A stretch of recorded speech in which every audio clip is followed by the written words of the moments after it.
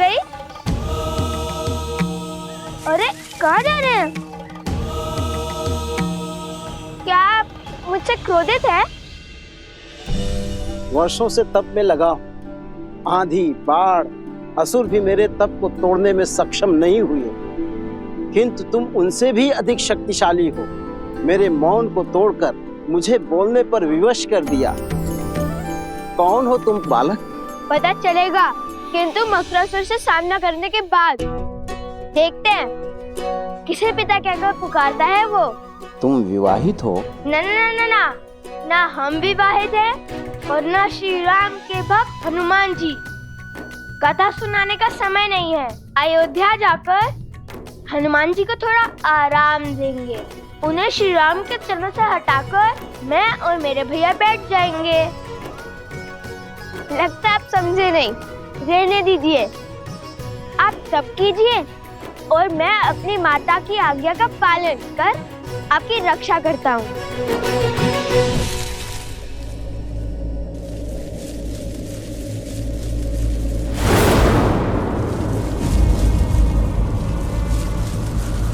ये वृक्ष तो सूख रहा है। अर्थात मकरासुर निकट है। ये उसी का प्रकोप है।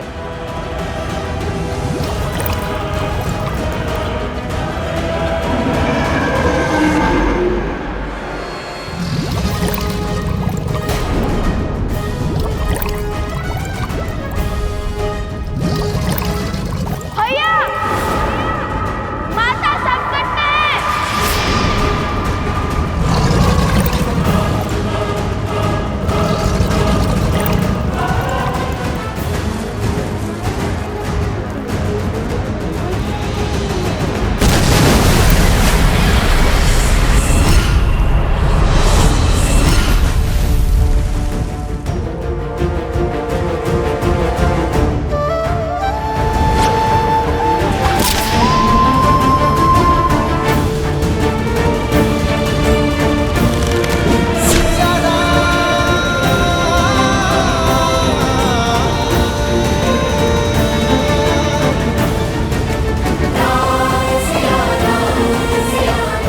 सीते,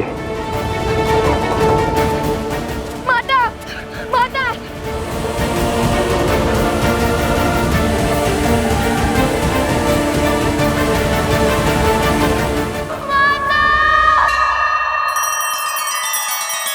श्री रामचंद्र कृपालु भजु मन हरण भव भय दारुणम।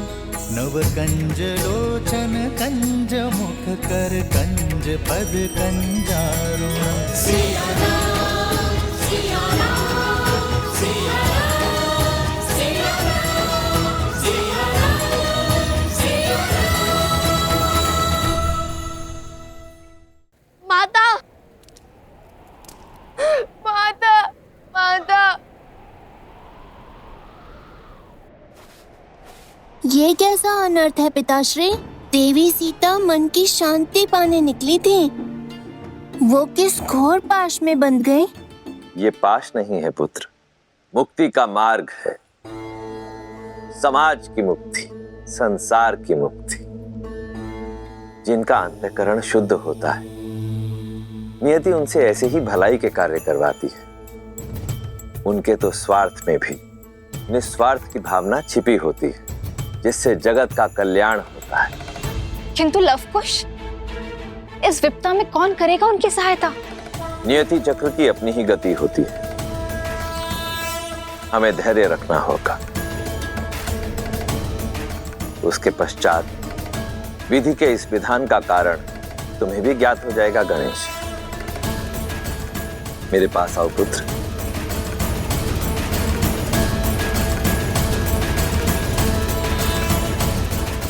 वन देवी, वन देवी, माता, वन देवी।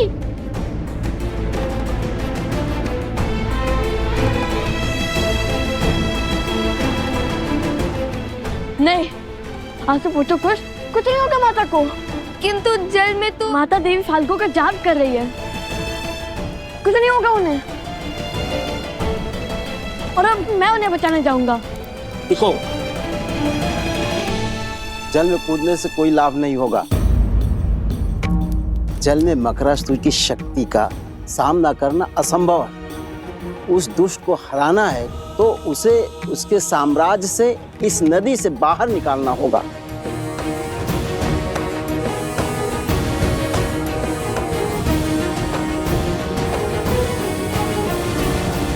अभी तक अधर्म की विजय हुई नहीं है, किंतु धर्म के पास समय कम है। हर गिरते पत्ते के साथ मकरासुर की शक्ति और उसका प्रकोप बढ़ रहा है। शीघ्र तुम्हारी माता को इस विषैले जल से बाहर निकालना होगा।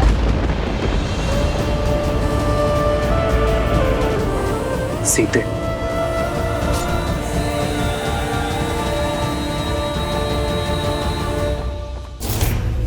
ये अस्त्र अगर इसको चीर सकता है, उसको भी मार सकता है। ये आज स्पष्ट हो गया कि ये नर है, नारायण नहीं।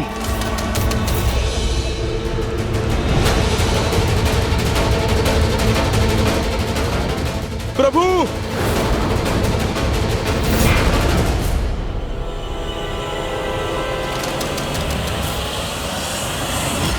आप ठीक है ना प्रभु? मन बार बार किसी अनिष्ट की ओर संकेत कर रहा है हनुमान, किंतु युद्ध भूमि में लड़ रहे योद्धा को संसार की कोई उलझन उलझा नहीं सकती। ये धर्म युद्ध है, तन और मन दोनों छोड़ने होंगे। किंतु अंगद नहीं लौटा हनुमान, वो अवश्य ही किसी संकट में है। जाओ हनुमान और अपने शिष्य की सहायता कर। प्रभु, किंतु मैं आपको छोड़कर कैसे? बड़ा मायावी है ये चंद्रबाहु। चाहे आप जितने भी प्रहार करो, क्षण भर में इसका घाव भर जाता है। उसकी शक्ति हमारी सेना पर भारी पड़ रही है। पाप पुण्य पर हावी अवश्य हो सकता है हनुमान,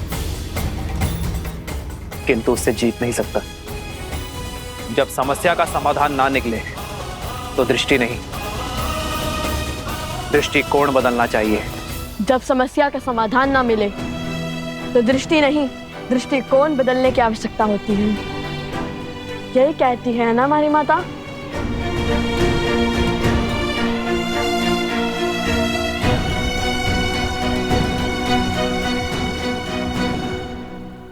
यदि वो जल के भीतर शक्तिशाली है और उसे बाहर लाना असंभव है, तो फिर हम जल को उस तक पहुंचने से रोकेंगे, नदी का प्रवाह अवरुद्ध कर देंगे। ये कैसे होगा लव? मुझे तो ये युक्ति भी असंभव लगती है। यह भैया के मुख से निकली बात कभी असंभव नहीं हो सकती।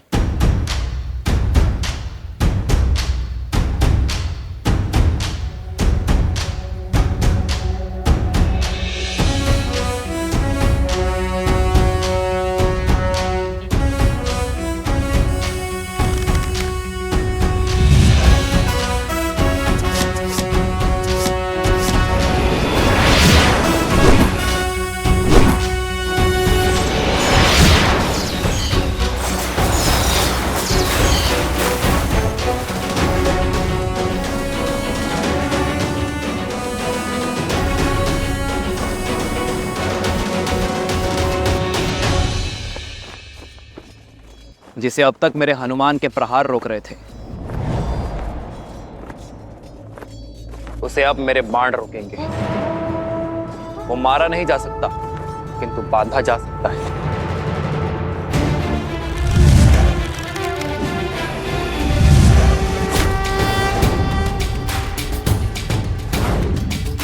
श्री रामचंद्र कृपालु भजु मन हरण भव भय।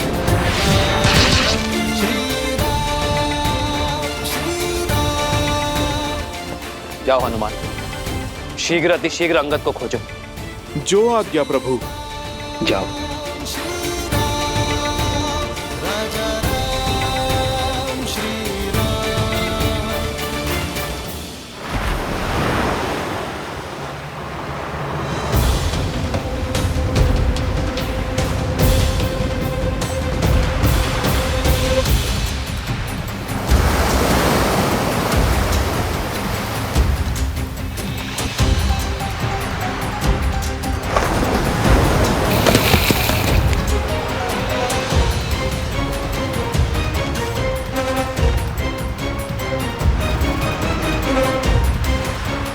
जल का प्रवाह बहुत तीव्र है, इस पे सेतु बनाना संभव नहीं है लवकुश।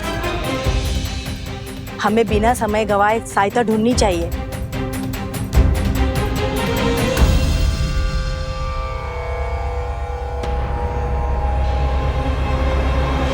अब हरी पत्तियां कुछ शेष ही रह गई हैं।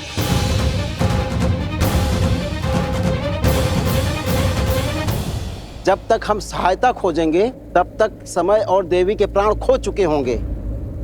माता की रक्षा का प्रण हमने लिया था और उस प्रण को पूर्ण भी हम ही करेंगे, कोई और नहीं।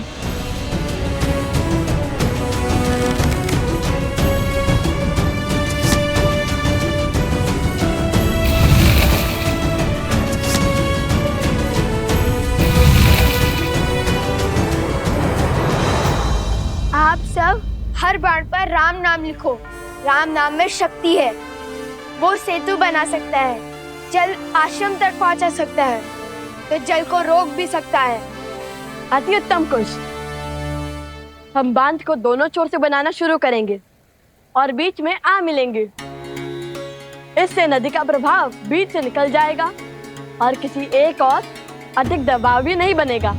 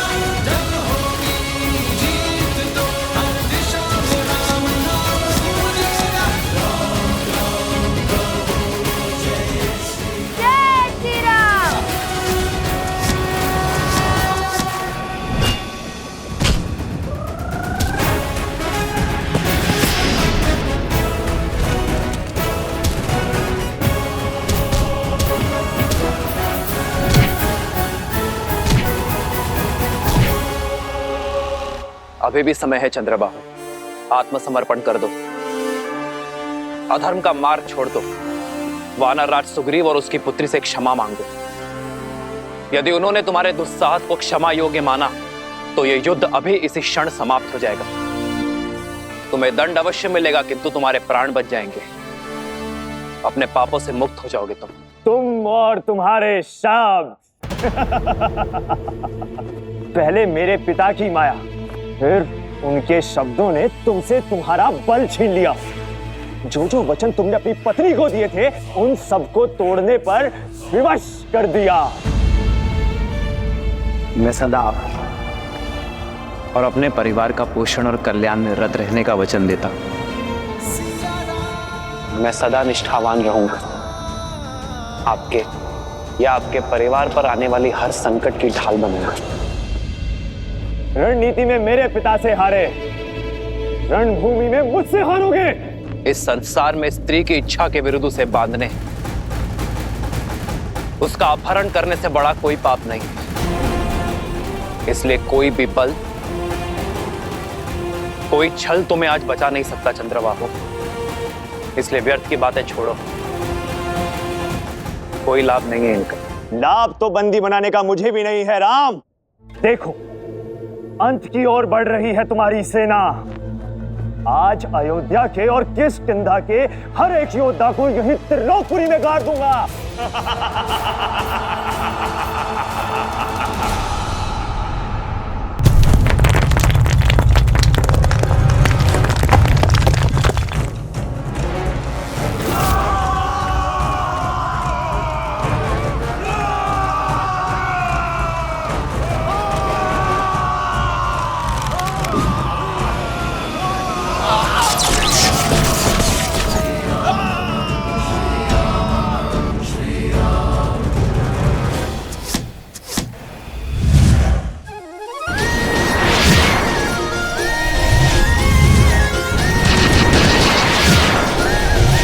आपके लव कुश आ रहे हैं माता।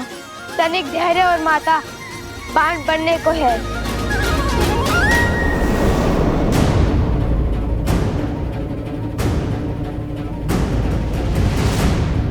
ये कोई असुरी माया तो नहीं?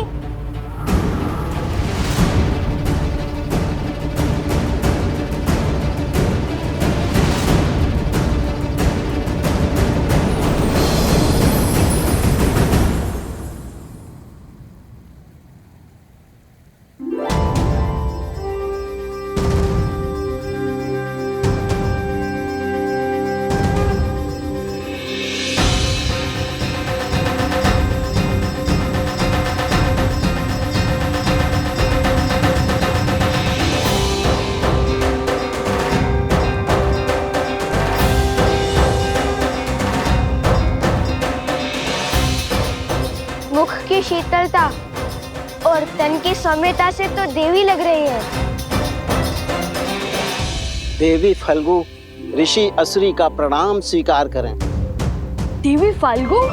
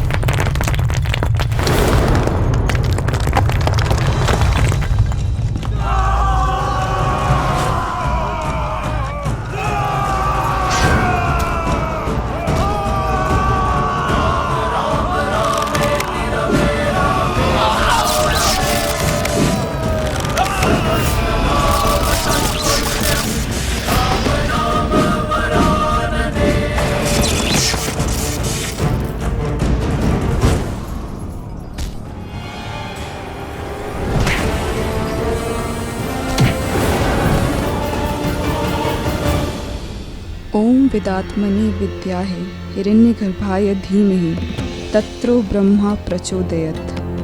ओम विदात्मनि विद्याहे हिरण्यगर्भाय धीमहि तत्रो ब्रह्मा प्रचोदयत्।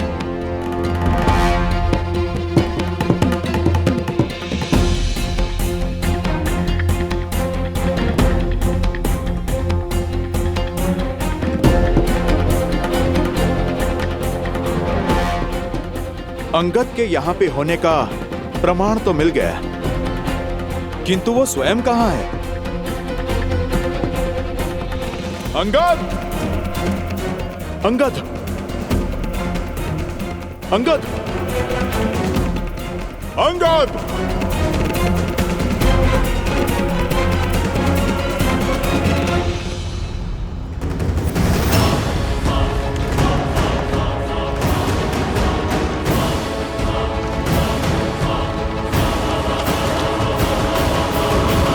असुरी, ये बांध कभी पूरा नहीं हो सकता।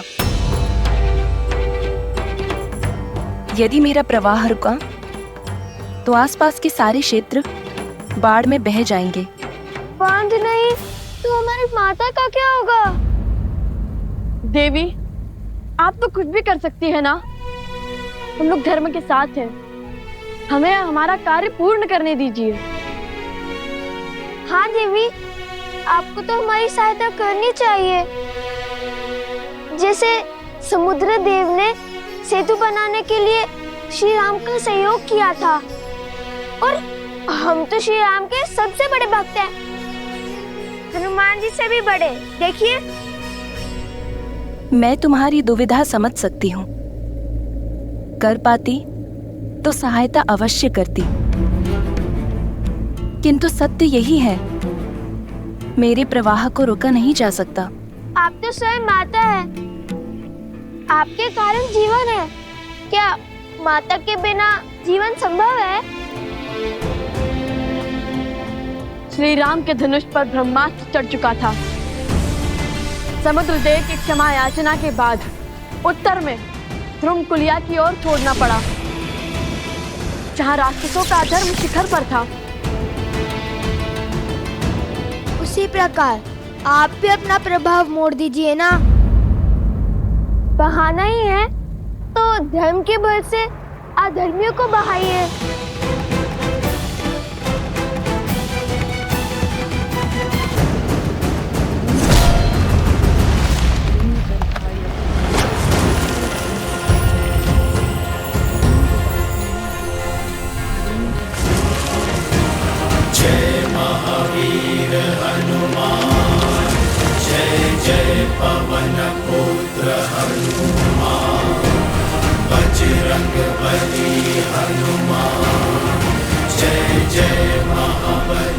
जय श्री राम। अंगद,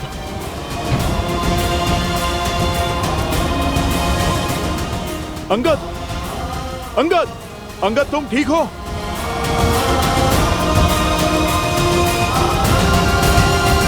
तुम ठीक हो अंगद? सांस तो चल रही है।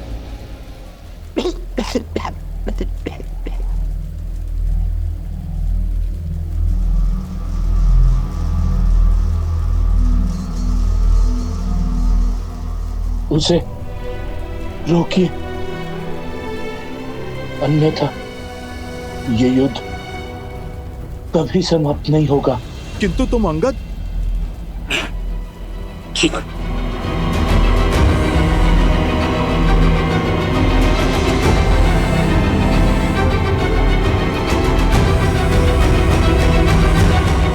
ऋषि असुरी, ये बांध कभी पूरा नहीं हो सकता। मना मत कीजिए देवी। मान जाइए, आपको हमारी सौगंध।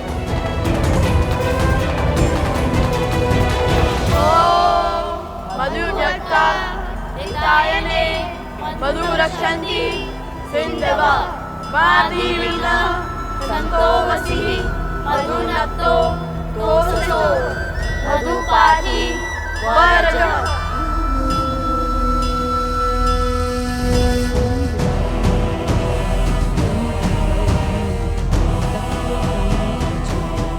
देवी, आप पत्नी धर्म की आड़ में अधर्म कर रही हैं।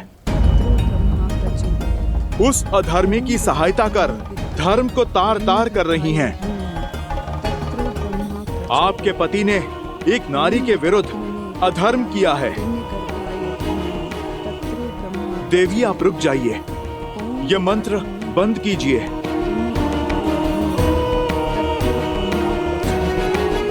तो आप ब्रह्म मंत्र का जाप कर रही हैं? उचित है, मैं आपको रोकूंगा नहीं, मैं भी मंत्र जाप करूंगा। आप जानती हैं वो भी किसका? देवी सरस्वती का। वो ही तो हैं ब्रह्मदेव के मंत्र की काट।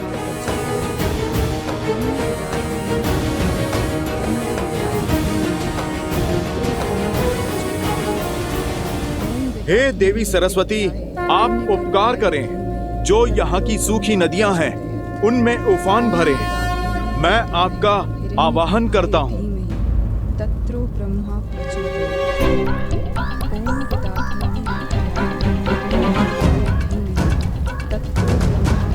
माता, आप आइए ना, बहा के ले जाइए इन असुरों को और इनके साथ चंद्रबाहु को भी।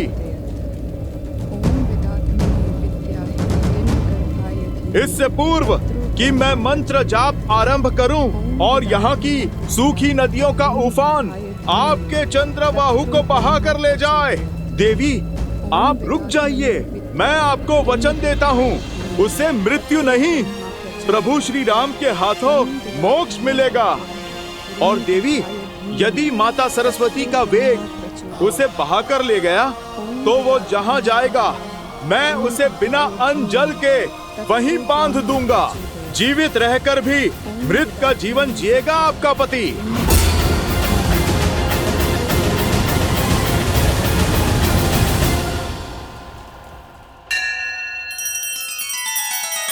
श्री रामचंद्र कृपालु भजु मन हरण भव भय दारुणम।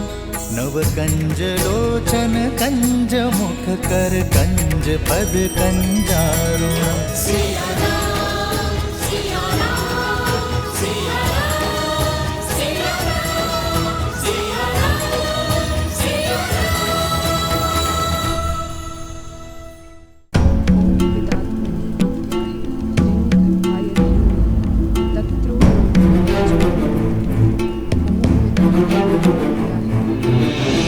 मन में आए इस विचार के पीछे अवश्य ही प्रभु की कोई लीला होगी। चलो माता सरस्वती से ही सहायता की गुहार लगाई जाए। जय मां सरस्वती, मैं आपका आवाहन करता हूँ। ओम ऐं ह्रीं श्रीं वाग्देव्यै सरस्वत्यै नमः।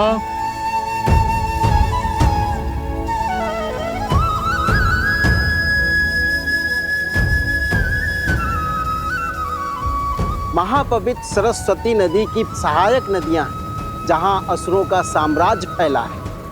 आप अपना वेग वहां ले जाइए।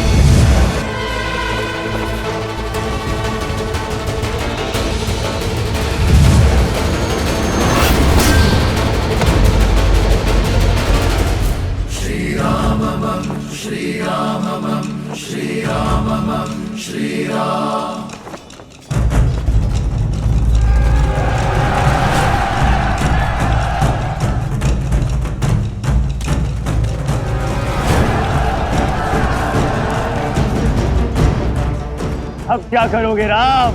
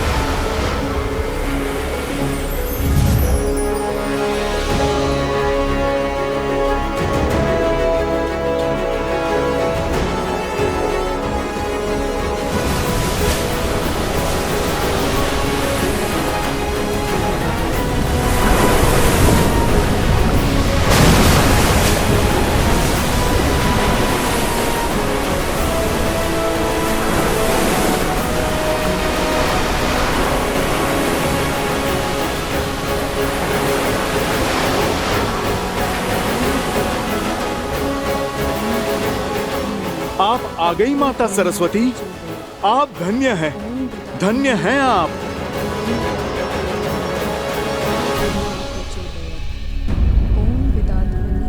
देवी, आपको माता सरस्वती के आने की गड़गड़ाहट सुनाई दे रही है? आप रुकिए, मैं अभी आपको स्पष्ट सुनाता हूँ।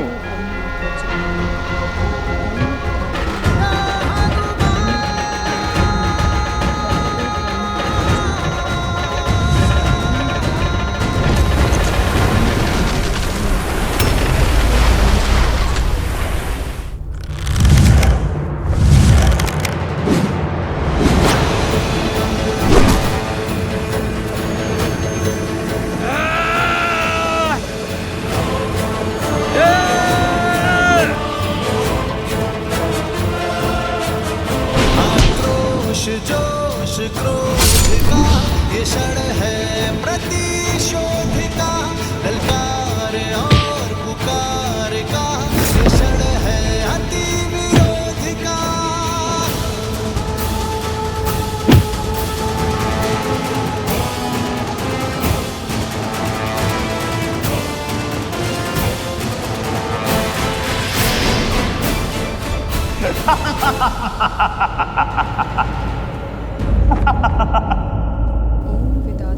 अद्भुत, अद्भुत, वो देखिए, वो डूबा चंद्रबाहु। अरे आप देखिए, देखिए ये जल का वेग कहाँ लेकर जा रहा है उसे। ये तो लगता है सृष्टि के उस छोर पर चला। चलिए, मेरा कार्य तो आरंभ हुआ, अब मैं उसे खोजकर बांधता हूँ। माता, मैंने तो आपको अवसर दिया था, अब आप मुझे आज्ञा दें। यदि आप मान जाती तो आपके पति मोक्ष पाते, किंतु अब तो उसे क्षण क्षण मरना होगा मेरे पास में। स्वामी,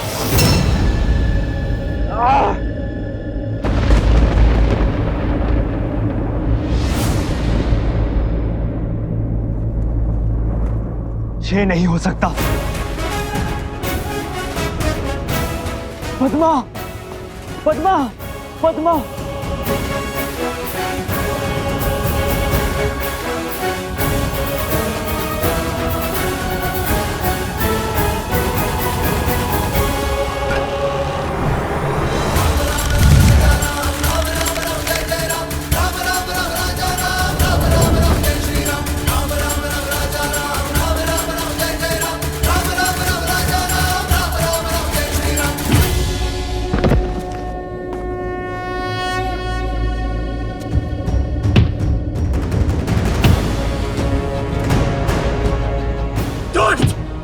दुराचारी!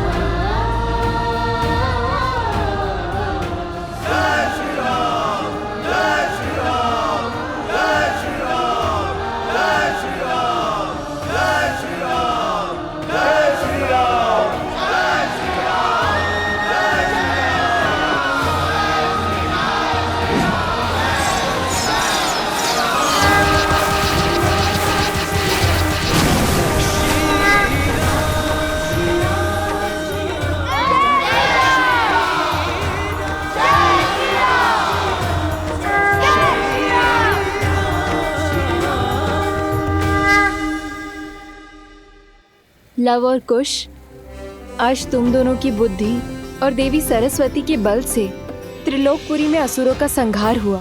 सहायता के लिए धन्यवाद देवी। मेरा आशीर्वाद सदा ही तुम दोनों के साथ है।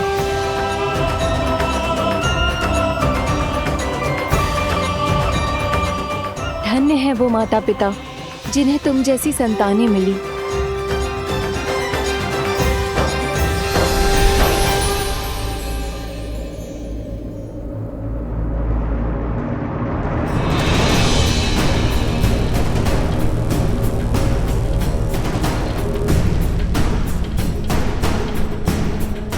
ये क्या है? मकरासुर का महल। कहा था ना मैंने, दृष्टि नहीं दृष्टिकोण बदलो, फिर असंभव भी संभव हो जाएगा।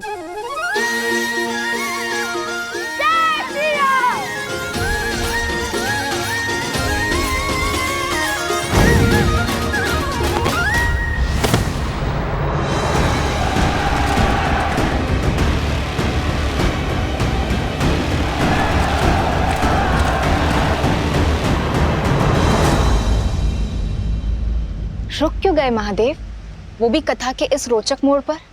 रुका मैं नहीं गौरी, रुका तो बुद्धि के देवता गणेश के विचारों का प्रवाह है।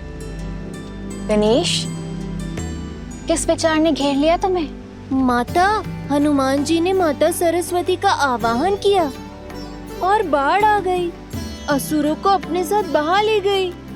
किंतु बाढ़ तो लवकुश के प्रयासों का फल भी हो सकता है। यदि वो दोनों फल्गु पर नहीं होते, क्या तब भी माता सरस्वती बाढ़ लाती?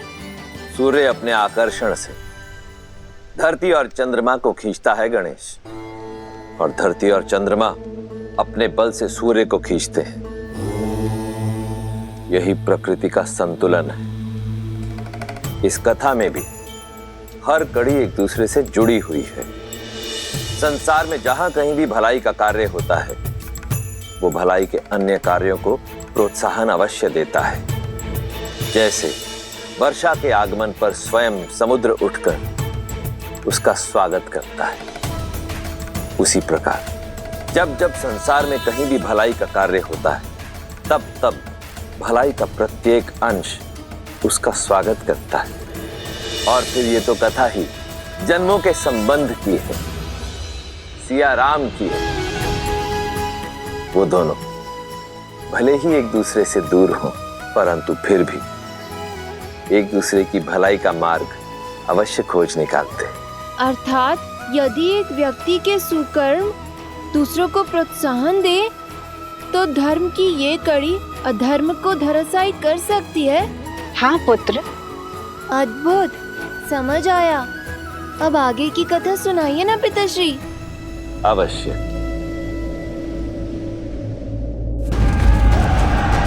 ये लो तुम्हारा उपहार।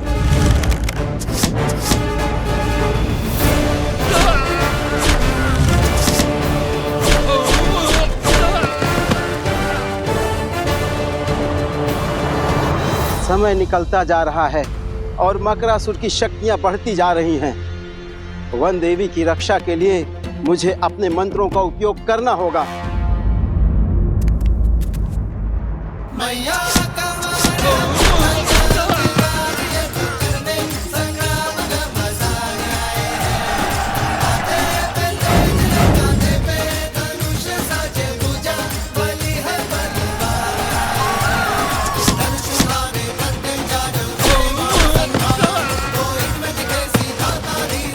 अति उत्तम।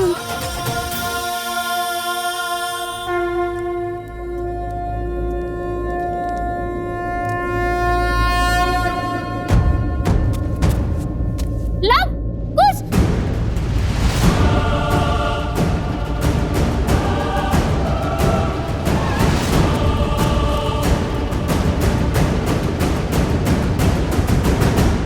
हमें उनकी सहायता करनी होगी, किंतु कैसे? हमारे पास तो अस्त्र भी नहीं है। कोई मार्ग तो खोजना होगा। हमारे तीर समाप्त होते जा रहा है। क्या करेंगे? शक्ति के साथ साथ युक्ति भी लगानी होगी कुछ। हमारे बाण समाप्त होते जा रहे हैं, किंतु ये असर नहीं।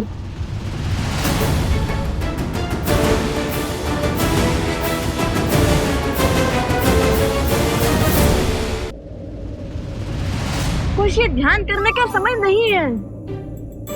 युक्ति की खोज स्मरण करने का प्रयास कर रहा हूँ।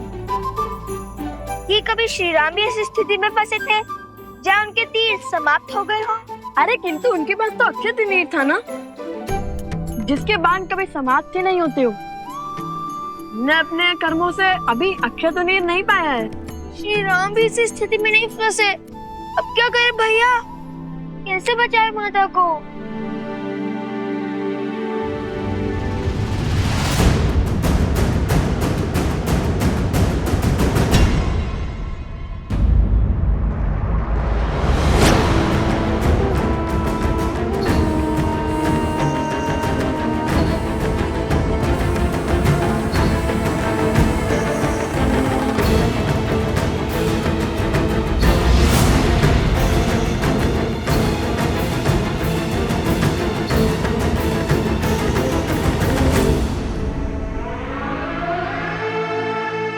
जाओ मकरासुर, तोड़ो सीता का तप। ये तप ही है जो धर्म को बल दे रहा है।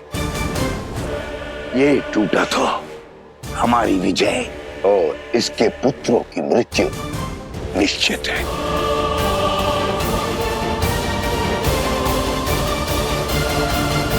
जीवन में कायर तो बहुत देखे, किंतु कायरता की ऐसी पराकाष्ठा नहीं देखी। क्या हुआ? हाथ हो गए। धर्म को हराने की, धर्मात्मा को मारने की बड़ी बड़ी बातें तो करते हो, किंतु स्वयं कभी शस्त्र नहीं उठाते। यह कायरता नहीं तो और क्या है?